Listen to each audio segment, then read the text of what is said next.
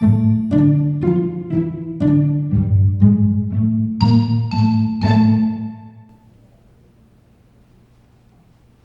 já voltou? Gente, desculpa, não é que eu fico tão... Eu já li e estou relendo, eu fico tão entretida nesse livro, tenho vontade de colocar ele embaixo do braço e levar comigo para todos os lugares agora. Leva o autor junto. O autor eu levo para minha casa. Então, Amanda, você queria fazer um comentário. Então, tem alguns professores que evitam uma discussão mais crítica sobre a sala de aula, sobre as condições de trabalho do professor, englobando tudo. Questões de salário, aluno rebelde, e acho que eles temem perder o aluno de licenciatura. Só que não adianta, porque o aluno vai chegar lá, vai dar de cara com todos esses problemas, mais cedo ou mais tarde. Olha, eu tenho uma experiência que é assim, às vezes quando uma pessoa fala muito pra mim que um filme, esse filme é muito bom, esse filme é maravilhoso, recebeu críticas 1000, eu assisto o filme e me decepciono. Agora, quando uma pessoa fala pra mim assim, olha, o filme não é tão bom, etc e tal, eu assisto o filme e eu falo, não, o filme é bom, teve uma coisa boa. Então, talvez estejam errados em dourar tanto a pílula que é a escola. Olha, não, na verdade, alguns douram a pílula, mas a maioria não doura. A maioria evita a conversa. Evita. Né? Assim, eu sei porque quando eu começo a conversar questões de tipo, o flanelinha, né, ganha mais que o professor, quando eu começo com esse tipo de conversa, não fica ninguém do meu lado. Desaparece todos os meus colegas que dão aula na licenciatura, porque eles não querem fazer essa discussão. Eles querem fazer uma discussão técnica. E por isso que eles, ao se dizerem freirianos ou paulo-freirianos, estão mentindo. Por quê? Porque a filosofia da educação do Paulo Freire, a pedagogia, a proposta, é inteirinha política. Portanto, ela vai no âmbito da cidade, das necessidades da cidade, da polis. E depois ela volta para a questão educacional. Né? E é interessante que o Paulo Freire tenha batido tanto nisso, minha pedagogia política, E a primeira coisa que esse pessoal faz é despolitizar a discussão e transformar as questões em questões de método. Né? Como se existisse um método mágico do Paulo Freire que vai... Se implementado, vai resolver tudo. Tanto é verdade que o salário de um professor universitário era o mesmo salário de um ministro. E hoje a gente pode ver que ele não ganha nem um quinto, ou seja, uma pessoa estuda, não que o ministro não seja importante, não que outras pessoas não sejam, mas se você comparar a diferença que teve entre salário, e o professor tem uma importância social tão grande quanto a do ministro. Você sabe que essa questão de procurar um método, né, uma fórmula para resolver todas as questões. Acho que isso é uma questão da humanidade, porque eu venho da biologia, na ecologia você encontra isso, né, o modismo. Uma hora é a teoria da biogeografia, outra hora é outra teoria que busca explicar todas as situações. A gente sabe que existem as exceções, isso não acontece. E isso é vindo da leitura errônea do Paulo Freire, né? Bom, nós adoramos pensar de maneira simples. Sim. Né? A gente procura pensar de maneira esquemática, de maneira simples. Resumistas, né? De fazer, claro, fazer resumos. Né? A filosofia é exatamente o exercício de você pensar de maneira complexa, mais rica. Né? Até evitar o maniqueísmo, evitar a facilidade com que os esquemas se apresentam. Fala que da filosofia, um dos esqueminhas para você fazer que funcionam bem em sala de aula ao invés de você pedir para o aluno resumir o texto de filosofia para conversar, você peça para ele fazer um texto sobre o texto que ele leu, maior do que o texto que o autor escreveu. Bom, isso seria a leitura correta para qualquer texto. Né? Você tem que ampliar, conforme você aprende a... Não, o professor, quando ele chega para você e fala assim, resume aqui e tira as ideias principais. Me desculpe, gente, mas o professor que faz isso é uma anta, é uma besta, ele tem que se matar. Por quê? Porque se veja só, vou te contar uma coisa para vocês. Se o autor é um bom autor, é um clássico, ele não tem ele escreveu tudo, você lê tudo. Agora, se tiver ideias principais... Pressupõe que ele encheu linguiça no resto. Que ele encheu linguiça, então ele não é um bom autor. Agora, quando é um clássico, tudo tem que ser lido. Então você lê para ampliar. Agora, se ele tem ideias principais, por que ele mesmo já não escreveu só essas ideias principais?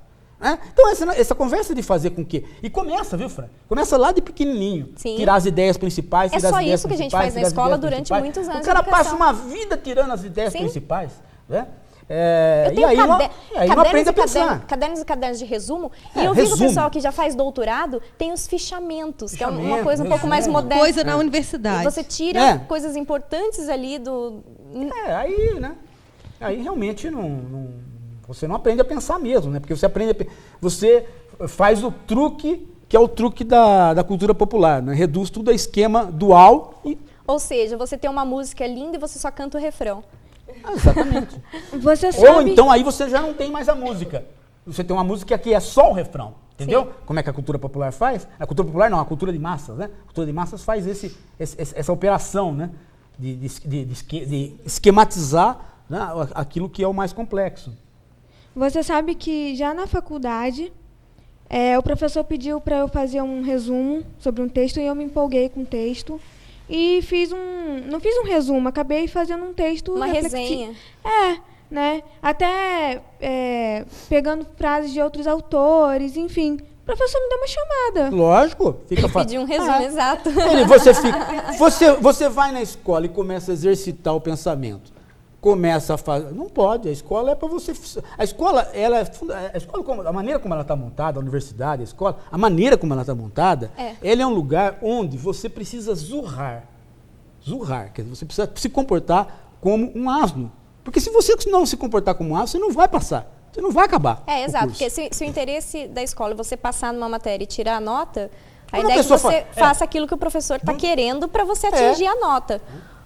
Né? Então, assim, o aluno é muito inteligente, ele só tira 10. Não, talvez ele seja muito esperto, porém nada inteligente. Ele tira muito 10 porque ele não tem confronto nenhum com o professor. Quantas vezes a gente tirando 5 com um professor mais exigente, a gente não se sentiu muito melhor instruído do que tirando 10 em uma matéria mais fácil. Minha vida inteira escolar foi assim. Precisa ver o que se exige também, né? Porque, em geral... Há professores exigentes que exigem que você cumpra uma burocracia enorme, né? Então você entrega um monte de coisa para ele, né? Que é a pedagogia bancária, né? A crítica do Paulo Freire contra a pedagogia bancária e que você vê na universidade e na escola aqueles que se dizem freirianos aplicando a pedagogia bancária, né? Pedindo coisa para o aluno, ele depositou no aluno e depois ele vai lá sacar, né? Professor, na universidade, em todos os campos da área da educação, eu acho que todo mundo que deve estar assistindo a gente deve estar pensando exatamente nisso. Assim. Tá bom. A educação está um lixo, né? Todas as condições péssimas. Os melhores professores não estão no ensino fundamental e médio. Os melhores professores eles ficam na universidade exatamente pela questão salarial. E eu gostaria, professor, que você... não que tenha uma fórmula mágica, mas assim... O que você acha que vai acontecer? Porque o que eu converso com todas as pessoas que são professores, tanto da graduação quanto do ensino fundamental e médio, todos eles falam a mesma coisa. Piorou muito, tem piorado a cada ano. A escola se popularizou, no entanto, a qualidade está péssima. Você acredita que agora a gente vai ter o momento da melhora da escola, uma vez que agora ela popularizou? O que você acha? Porque eu acho que deve ter um monte de gente assistindo a gente com essa mesma inquietação. Eu acho que não. Eu acho que não tem ninguém assistindo a gente com essa mesma inquietação. Eu acho que a sociedade brasileira não tem absolutamente nenhum apreço por educação. Ela não se interessa por educação. Se você fizer pesquisas, você vai ver que as pessoas não estão mais achando que para melhorar de vida elas precisam de educação. Isso é um sonho dos anos 50, é um sonho da minha geração, dos meus pais. E sobrou algumas figuras que estão comprando ainda esse sonho, mas é pouco. A sociedade brasileira é uma sociedade que está se desenvolvendo economicamente, socialmente, e as pessoas têm muita oportunidade sem precisar de estudo. Elas precisam de diploma, mas estudo não. Então, o brasileiro hoje, ele, nas prioridades que ele tem, ele põe a questão da educação como diploma, mas ele não põe a questão da educação como alguma coisa que ele precise para resolver problemas, senão ele não vai se dar bem. Não, ele não põe mais isso. Nos anos 50, você falava assim, ou você, para melhorar de vida, só tinha 2 caminhos. Só tinha 2 caminhos. Ou o casamento, ou o estudo. Não tinha um terceiro caminho. Agora tem N caminhos. Tem N caminhos. Né? Fazer um funk. Não, mas tem atleta, abrir uma loja. Não, tem os caminhos ilusórios. Tem os caminhos ilusórios, que é fazer uma música estourar, tem os caminhos ilusórios, mas tem muito caminho real, onde você pode realmente... Por quê? Porque é uma sociedade que está crescendo, está se desenvolvendo, a economia está funcionando, então...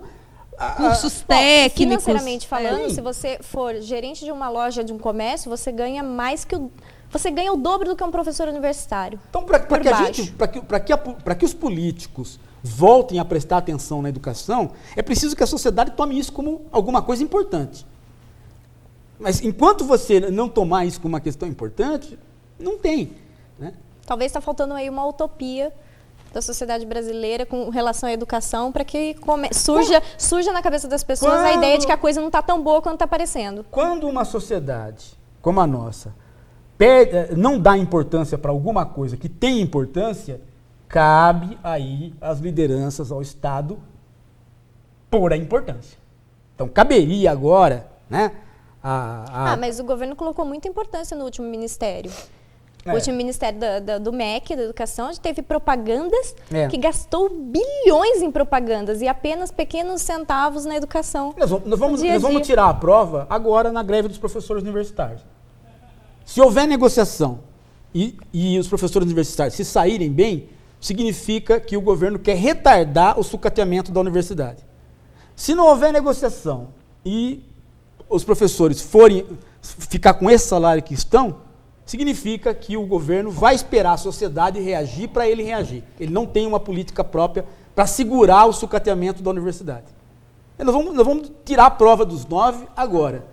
Não vamos tirar a prova dos 9 e não do governo do PT. Nós vamos tirar a prova dos 9 e dos dois governos. Porque esse ciclo histórico é um ciclo histórico do Fernando Henrique, do Lula e da Dilma. É um ciclo histórico que começa no Fernando Henrique e vem para a Dilma.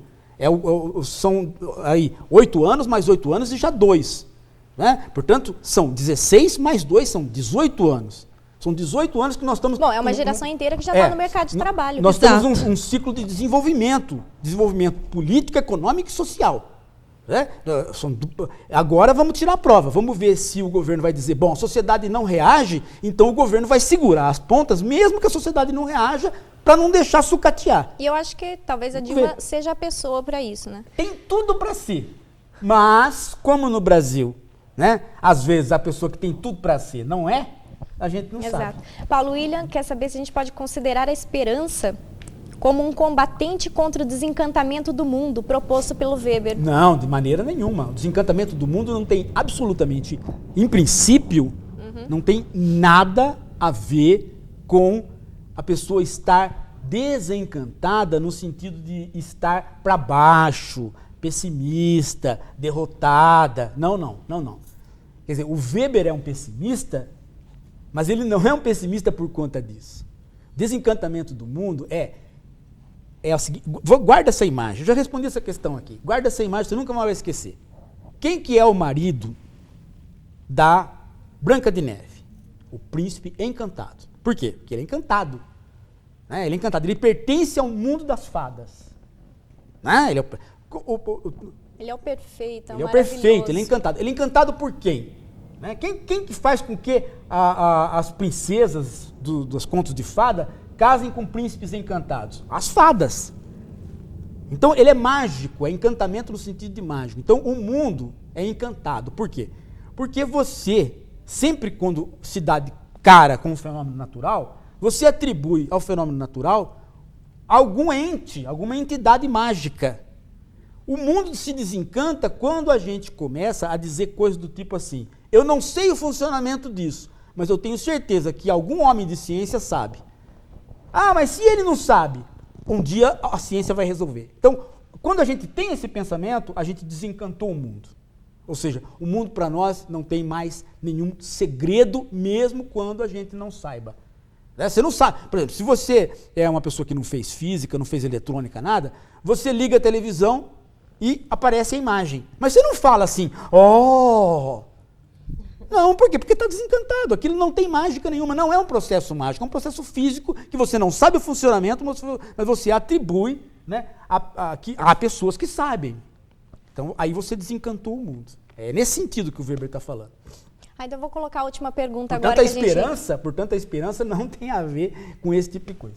Vou colocar o último vídeo que a gente recebeu. Tem mais vídeo? Vou pedir pro Fernando colocar, tem mais um sim. Olá, Paulo e Fran. Parabéns pela qualidade e pelo sucesso do programa. Tenho uma pergunta sobre Paulo Freire. Como ele era no seu dia a dia? Como era ele na relação com os orientandos? E qual a relação disso com as ideias dele? O quanto essas ideias tinham a ver com o modo dele ser, o modo dele tratar as pessoas. Isso é algo que pouco se discute, desse pensador, que é muito falado, mas mal estudado. E o seu livro, Paulo, vem boa hora. Um abraço para todos, tchau, tchau.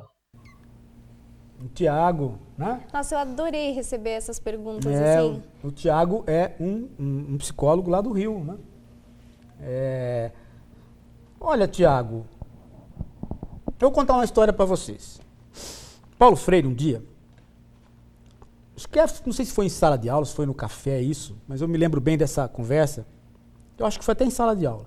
Que ele estava contando de um episódio dele com um africano, que era uma liderança no país, e que ele se encontrou com esse africano, um negro, alto, com aquelas vestimentas coloridas do africano, não me lembro de que país que era, e eles foram conversar. Então o africano chegou, passou a mão na mão do Paulo Freire, entrelaçou as mãos e de mãos dadas foram dar volta num lago que existia ali enquanto eles conversavam.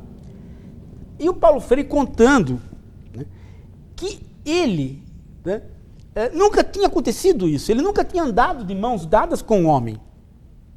Mas nunca tinha. Né?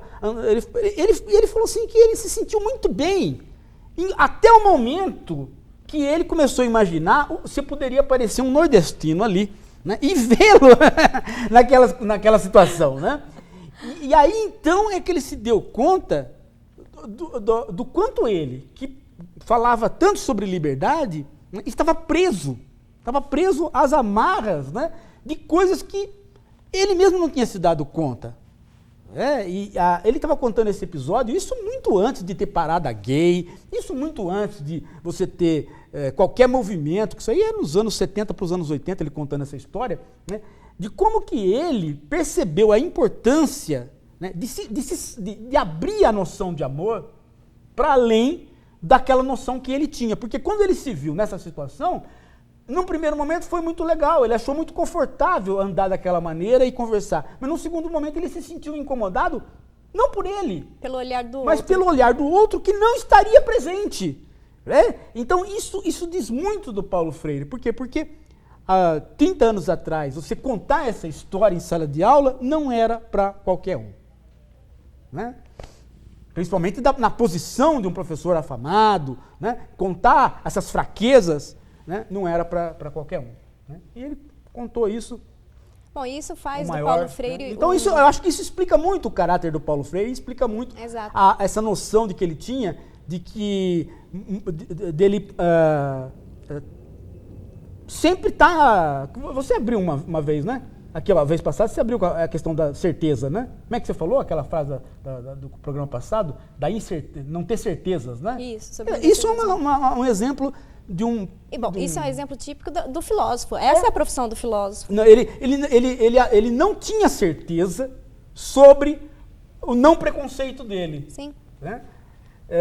Ele desconfiava que ele podia ter ultrapassado, mas ele desconfiava também que podia não ter. E aí a situação prática confirmou que ele não tinha ultrapassado o preconceito, que ele não era livre. É interessante que um cara que prega a liberdade se perceba não livre, né? E revele isso pro jovem ali, né? Numa situação que já não permitia tanto, né? Porque ele não está falando, não é o jovem Paulo Freire falando isso. Paulo Freire nos anos 70 já é consagrado, voltou do exílio, né? Poderia ter omitido essa conversa. Né? Mas significa que ele nunca parou de pensar Nunca sobre parou. a vida, né? Nunca parou. Ele nunca deixou de filosofar. Não, Deixa nunca eu deixou. filosofar. A gente fala hoje sobre a questão do preconceito, dos negros, né, dos gays. E aí a gente sabe que a gente tem que romper preconceitos, né? Romper essas barreiras. E aí, só que é difícil isso. Você vê a questão que a gente estava discutindo sobre as vitrines, né? Quem que em sua loja vai colocar lá um manequim negro né? Tipo, você quer romper preconceitos, mas a pessoa vai romper preconceitos com a própria loja? É difícil, né? Que foi o caso que eu acho um absurdo da Camila Pitanga na propaganda da Caixa Federal. Assim como o Machado de Assis, que eles Como colocaram Machado de Assis, branco, então, né? Eles estão errando muito. Depois ou seja, eles tão colocaram negro, depois de eles muitas estão colocando reclamações. pessoas negras, por quê? Porque eles querem dizer que eles não são preconceituosos ou porque Mas é a pessoa... Mas aí o que acontece? Colocando a pessoa negra, eles deixam a pessoa branca. Não adianta nada. Por quê? Porque eles querem dizer que vai dar mais publicidade. Eu não consigo entender onde está o problema. Quem são Querendo as abarcar pessoas da todos os Caixa que estão públicos. fazendo essa propaganda? Veja só, né? O pensamento conservador no Brasil... Só para completar. E o que eu faria se eu fosse a Camila Pitanga? Primeira coisa, um grande processo contra uma agência que faz uma propaganda dessa, ainda mais sendo uma agência pública. Fran, eu acho que as pessoas não devem estar entendendo, assim, o que aconteceu com a Camila Pitanga, é só para explicar, assim, porque eu acho que as pessoas não devem... A Camila Pitanga, atriz negra, fez propaganda da Caixa, onde ela aparece em 3 propagandas diferentes, completamente branca. Uma pessoa então, a lente branca. da Rede Globo branqueia.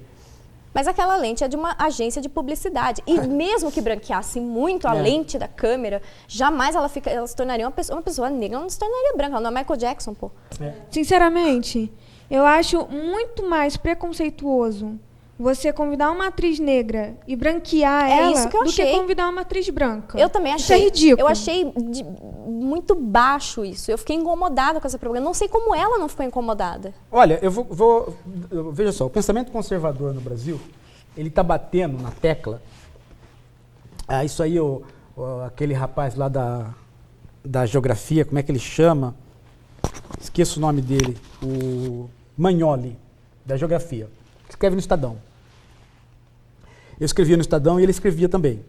E ele e várias outras pessoas, os conservadores em geral no Brasil, eles estão batendo na ideia de que cota e de qualquer, tentativa de integração e de quebrar preconceitos é o contrário do que se fala, que isso seria o racismo, isso seria o preconceito. Então eles estão batendo nessa tecla, porque eles estão batendo na tecla de que não existe o preconceito. O que é um absurdo. Eles estão batendo na tecla de que o Brasil é multicolorido. Outro dia escutei uma moça falar que o Brasil é multicolorido, que o Brasil não é negro e branco. Porém, eles acabam omitindo certas coisas tão evidentes como essa que a Amanda falou, do manequim. Agora, tem um outro detalhe. Você quer ver um outro detalhe?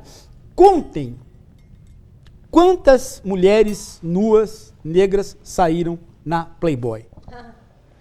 Né? Eu já escutei, inclusive. No interior. Contem. A gente fez uma capa sobre um filósofo, uma vez para uma revista, que é um filósofo negro, que é o meu Deus, o americano, Cornel, né? O Cornel West. Cornel West. E a pessoa falou assim, olha, desculpa, eu não posso por essa capa, porque a capa com negro não vende. Então, assim, uma pessoa muito estudada e tudo. E eu queria saber o que Paulo Freire pensa sobre as cotas. O que ele pensaria sobre as cotas agora? O Paulo Freire certamente seria a favor das cotas por uma razão simples. Paulo Freire sempre foi a favor de uma noção de democracia que não é a noção de democracia do liberalismo tradicional. É a noção de democracia de um liberalismo progressista. Então, muita gente acha que democracia é você obedecer, né, à vontade da maioria.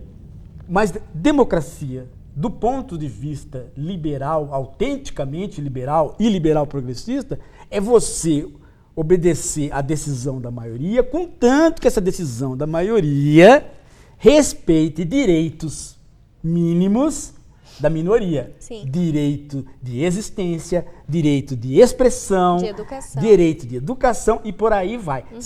Por quê? A democracia, ela não é dada pela maioria.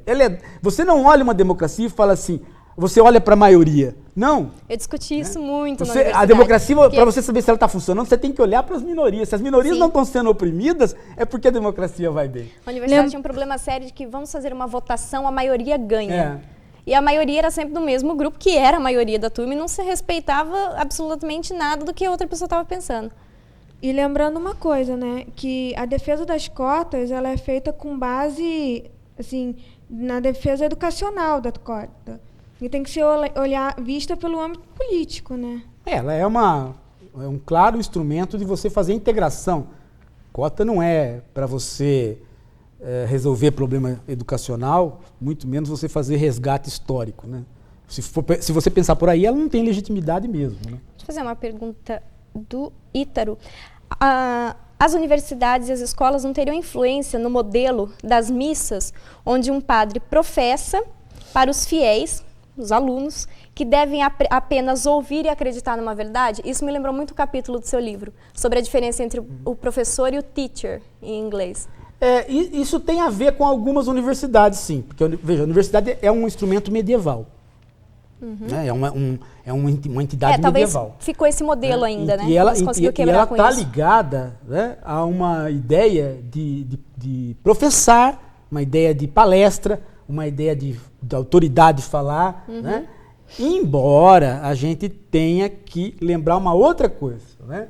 Que isso é um lado da universidade. Porque a universidade também tem um outro lado, que ela é uma confraria de professores que se reúnem para estudar. E nessa hora há uma interação, né, muito maior do que o modelo posterior. O problema da universidade é que ela não foi feita para profissionalizar, né? Ela é um modelo para criar sábios. Ela não foi feita para criar o ferreiro, o pianista, o jogador de basquete. Ela não foi feita para profissionalizar. E à medida que ela vai ser usada para profissionalizar, à medida que ela vai se transformando numa escola burguesa, né, ela vai tendo dificuldade de sobreviver como universidade, né? Então a gente tem que encontrar um modelo. Paulo, esse modelo, né, do professor que professa e tal, não teria a ver com o início da educação no Brasil, trazida pelos jesuítas? Então, é exatamente isso. Você tem um modelo, né, onde há... Mas é interessante porque, veja só, nem os jesuítas fazem isso. Os jesuítas, eles faziam muita competição entre os externos e os internos do seminário. Então, eles ensinavam, mas na hora de cobrar, a cobrança, o aprendizado e a cobrança vinha pela competição. Eles dividiam em duas turmas. A turma dos externos, que estava estudando no seminário, mas não seria padre, e a turma dos internos, que estava estudando no seminário e que seguiria a carreira. E eles faziam competições entre essas duas turmas. Então, nem os jesuítas trabalharam com um modelo extremamente passivo de educação. Nem eles trabalharam assim, né? Isso aí, a nossa tradição autoritária tem muito mais a ver com outra coisa que não é nem a igreja e nem o exército. As pessoas falam, a tradição autoritária brasileira vem porque é muitos anos de educação da igreja, educação do exército. Tudo bem, tem a ver. A nossa tradição autoritária está no outro canto. Nossa tradição autoritária está no fato de que a gente foi o último país do mundo ocidental, do mundo desenvolvido, né, do capitalismo, a abolir a escravidão. Uma vergonha que existe. Nossos avós estiveram aí ou como donos de escravos ou como escravos. Isso aí está impregnado na sociedade de uma tal maneira, né, que só quem é muito sem vergonha pode dizer que não tem preconceito racial no Brasil. Exatamente. As pessoas muitas dizem que não tem preconceito, mas elas achavam que o dono, o senhor, dormir com o escravo era um sinal de que não existia nenhum preconceito. Esse senador, que é o paladino da moralidade brasileira, o Demóstenes, que falava isso. Sim, né? Mas ele tinha tanto amor pela escrava que ele dormia com as escravas, tinha filhos com as escravas. Sim, um amor fantástico. Ele gostava tanto da escrava que não deixava a escrava nem embora, punha uma bola de ferro no pé dele. A escrava nem era obrigada, né? Não, imagina. De forma alguma. O nome, do jeito que eles contam a história brasileira, os conservadores, aí, o Demétrios, esse povo aí, do jeito que eles contam, a impressão que você tem que dá vontade de voltar para a escravidão. Sabe? Porque é tão belo, é tão bonito que...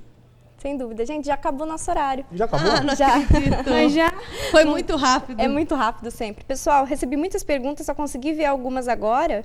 Muita pergunta mesmo. Obrigada pelo carinho, gente. Semana que vem a gente está de volta num dia especial, um programa super especial. Dia dos Namorados. A gente vai colocar na comunidade umas coisinhas especiais, vocês vão ficar sabendo o que vai rolar aqui. É uma coisa muito legal, não é? Nossa! Vai além da filosofia, não vai? Vai além da filosofia, vai além da imaginação. Uau! Então não perca, até semana que vem, pessoal. Obrigada.